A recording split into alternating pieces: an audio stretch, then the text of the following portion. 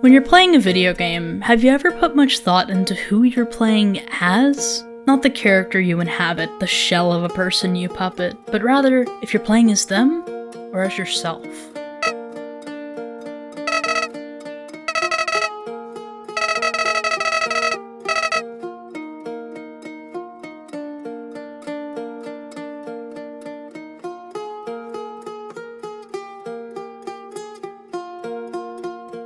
Interestingly enough, it's not a game, but the hit Disney Channel original movie Teen Beach Movie 2 kinda brings us up a bit.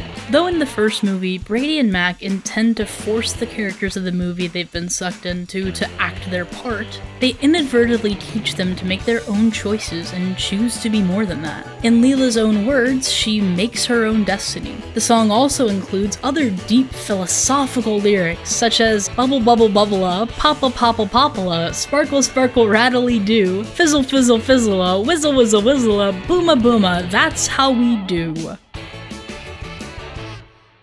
Recently I played through A Plague Tale Requiem, and it made a choice I find pretty interesting. I do have to mention right off the bat that I didn't even know it was a sequel until I finished it, and I haven't played the first one. So it might do the exact same thing, but I have no clue, and I don't really care enough to play the first game, since I already know all the story from the sequel and scraps I picked up from the wiki. So if it does, honorary mention. What A Plague Tale Requiem does is something that I haven't really seen much. In the game, when you're faced with a game over screen, it doesn't say game over. It doesn't say you've died, or the end, or try again. It says 3 simple words. The name of the character you're playing as, which for most, though not all of the game, is Amicia, has died. Lucas has died, Hugo has died, Amicia has died, any of these, but never you have died, because you haven't. You, as the player, are still comfortably sat at your desk, ready to try again. You, as the player, do not exist in this world in any capacity. It's the story of Hugo, of Lucas, of Amicia, not you. You are a third-party observer, a passive force. The player, in the sense of the story, does not exist in this world. In an industry where the gap between the player and the character is often not interrogated, this one makes the conscious choice to separate the two and stress that you, the player, are a distinct, unaffected entity above the characters of this world. Their pain, their death, it's not yours. It's merely a story you witness.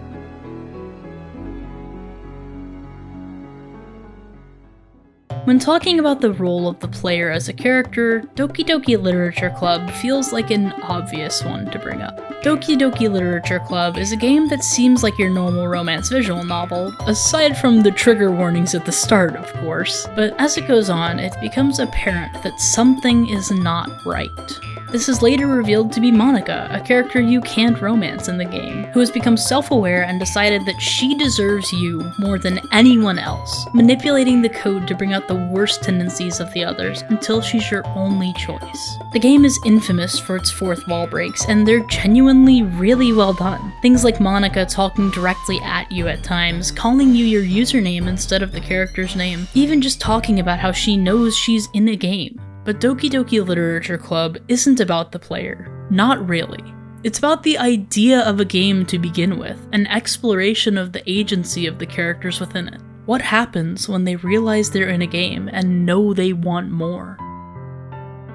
The player themselves isn't really a character. They don't have much agency and can only follow along the actions of the story's character, much of an asshole as he's coded to be. While the player does exist in the context of the story, they aren't a character, just a representation of the desires of the characters in the game, desperate for something real. It's an interesting story and a genuinely good game, but it has little to offer as far as the role of the player goes.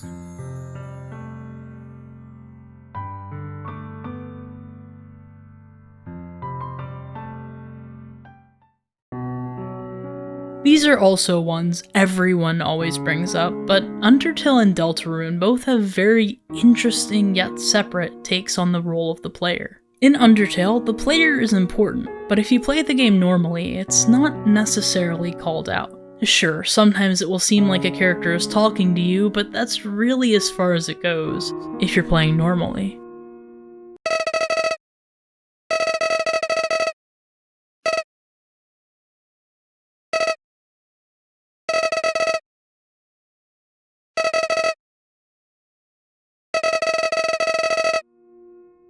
That's where the genocide route comes in. And it's important to stress how out of your way you have to go to complete a genocide route. Gamer boy pussies love to claim that Undertale is a game that punishes you for playing it the way you would play any other RPG, but that's not really true.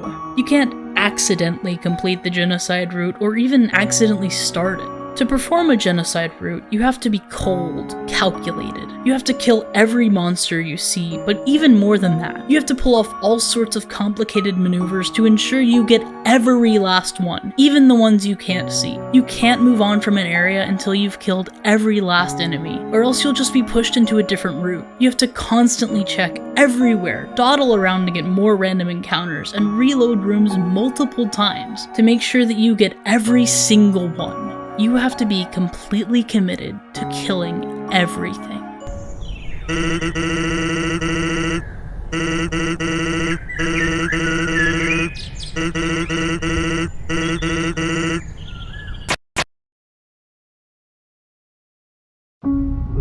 And this is how you meet Chara.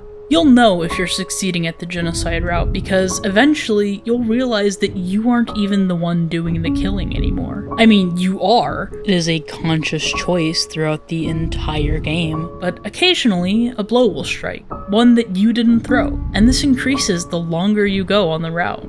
At the end, it's revealed to be Chara, the spirit of Azrael Dreamer's adoptive sibling. They congratulate you on the work you've done together and lament that there's no more harm for you to cause here, asking you to reset the world again and move on to torment another.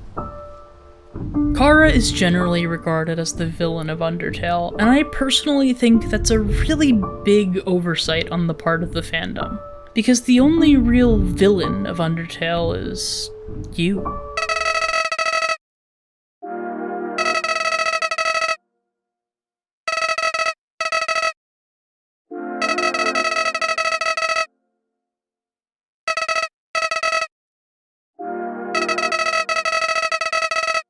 Chara doesn't make you start the genocide route. They don't make you do anything. In fact, Chara isn't a malevolent spirit until you make them one.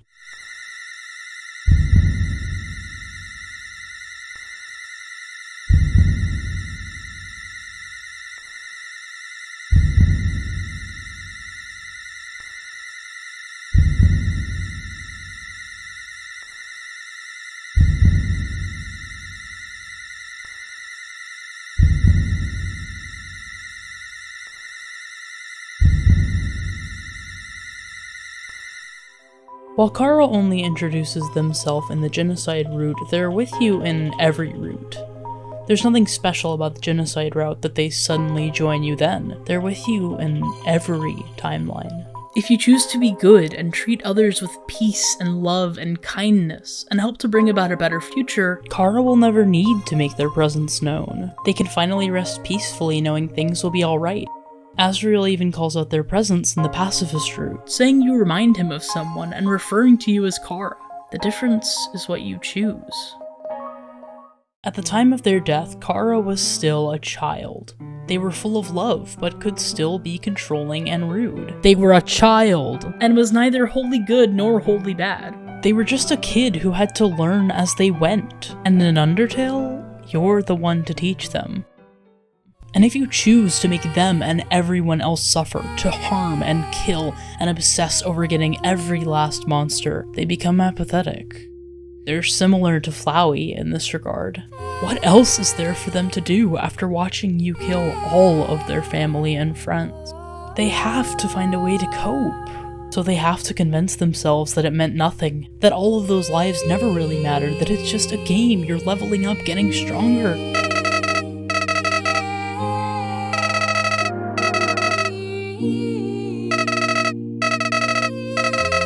Because if they do matter, if they are real, it means Chara's all alone. And so they ask you to continue the mission that you started, that you chose, not them.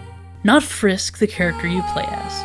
You, the player sitting behind the screen, choosing to harm and kill, deciding that you are somehow worth more than everyone else there.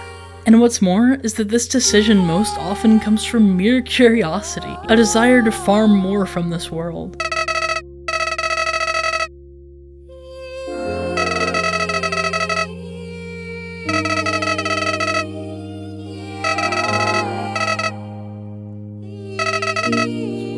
Most players will complete the pacifist route, get a satisfying ending, and still want more. So despite every warning, they boot up the game again and again, getting bored until they decide to kill everyone. Your warped vision creates the genocide route. A world of nothing but pain and tragedy. A world born because you couldn't just let the characters rest.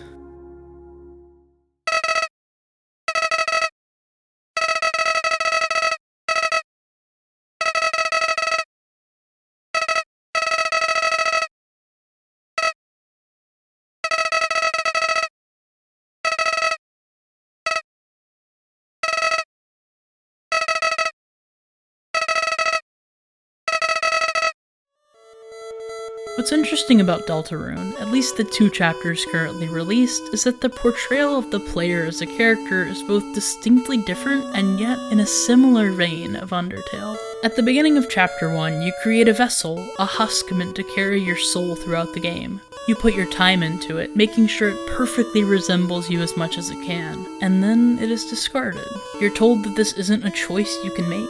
You awaken the body of the protagonist Chris, but it's made clear that there are 2 separate beings, Chris himself and you, the player, the soul. For whatever reason, Chris lets you puppet them around, though they make it clear that they can remove you at their will by forcefully ripping your soul from their chest at the end of each chapter. You and Chris are distinctly separate, to the point that almost everyone else notices that something is wrong. Chris is amazing at the piano, but when you play as them, they sound awful and are clearly frustrated. Deltarune, existing adjacent to Undertale, also has a genocide route. In the first chapter, there wasn't one, and a lot of players misinterpreted the meaning of the game being that your choices don't matter. But chapter 2 severely disproved this with the introduction of the Snowgrave route. The Snowgrave route is hidden away, and like Undertale's original genocide route, can't be played on accident. In fact, according to the official wiki, it actually has more requirements, and from my own experience as a player, it's a harder route to find to begin with. The Snowgrave route begins when your character meets up with Noelle, but instead of progressing on, you have to double back all the way to the start of the level and begin seeking out enemies you've already encountered. You have to defeat every single enemy using Noelle's ice shock, upon which said enemies will become frozen in the overworld. Eventually, you'll reach a shop area where you acquire an ice ring, and then a dumpster where you can acquire the thorn ring. Eventually, you come across a major character from earlier in the chapter, Berdly. Not realizing who it is and thinking he's a common enemy, Noelle will sadly ask if you want her to freeze him. When Berdly pleads to her that it's him, she realizes who he is and is shocked. Berdly can tell that something is wrong, and not wanting to harm her friend, Noelle pleads for him to get out of your way, but Berdly is determined to save her, and so, noting that Chris is acting weird, engages them in battle. The battle gets more difficult as it progresses, and eventually the TP bar fills up, and Chris coerces Noelle into using a new spell from the Thorn Ring. At first she refuses, saying over and over again that she's scared and she doesn't know that spell, until finally she relents. The music stops. A haunting, eerie tone creeps in and fades out just as gradually as it came. Noelle's eyes go white. She begins to rise, and harsh snow fills the air. Berdly starts to ask what's going on, but before he can even begin his sentence, he's frozen into a block of ice. Noelle descends and shakes her head, disoriented, and you're left alone. You later reunite with your friends, a hero, with them unaware of the horrors you've put Noelle through. But when you return to the real world, Berdly sleeps, his body cold and hunched over, slumped for eternity.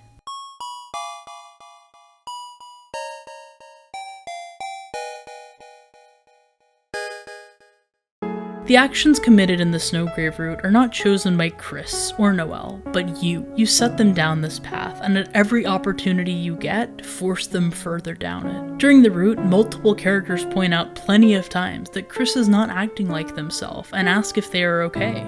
And later on, when Noelle casts the Snowgrave spell, Chris is downed, but Noelle still hears the voice, your voice, urging her on, demanding she proceed. In Undertale and Deltarune, the player is more than just a passive, separate view. They control the narrative and become their own villains. The fate of the characters are in your hands, and you can choose a happy ending for them, or open a cycle of torment and tragedy.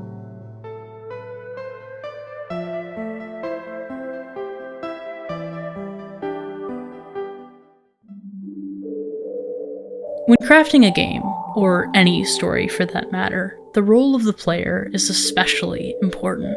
You can be a passive force watching over the story peacefully, or you can simply play as a character in that story, unable to make any significant fourth wall breaking changes to the world. But far less often, a game will put you in complete control as yourself, as the player, not just a character. It will let you make decisions that can completely destroy worlds, kill people you care about, and then deconstruct and call you out for choosing to create a world of pain, an irreversible decision. Fuck around and find out. The most eldritch ability to destroy and restart, trapped in a cycle of harm and resetting again and again. And that power is the most horrifying thing you will ever have. Hi. So in this essay video thing, I used an instrumental from Teen Beach Movie. It wasn't necessary, and I could have cut that bit out or used a different song with very similar vibes. But I wanted to make sure that the vision I had for this in my head was preserved. I wanted to create a video that matched what I had planned out for it, and I'm overall happy with how it turned out, and yeah, somewhat proud actually. The issue with using an instrumental like that is that, unlike the other music I used, the copyright is held by Disney. And if you know anything about Disney at all, you know how unbelievably strict they are with their copyright. So if I ever reach a point where I can monetize my work here, and I like to think that I will, because I used that song, a huge cut, if not all, of the revenue generated off this video would go straight to Disney instead of me. I don't regret using the song at all, regardless of the future consequence, but I talk about it here because, as you all know, an ad read is coming. Recently I launched my Patreon, and by supporting me there, you're making it possible for me to do more things like this. To make videos with copyrighted content or words that YouTube isn't a fan of, and not have to worry about my future income. I've done my best to provide as many benefits as I can. There's tons of Patreon exclusive stuff, to entirely finished scrapped videos, to scripts for my videos, and director's commentaries about what making these is like.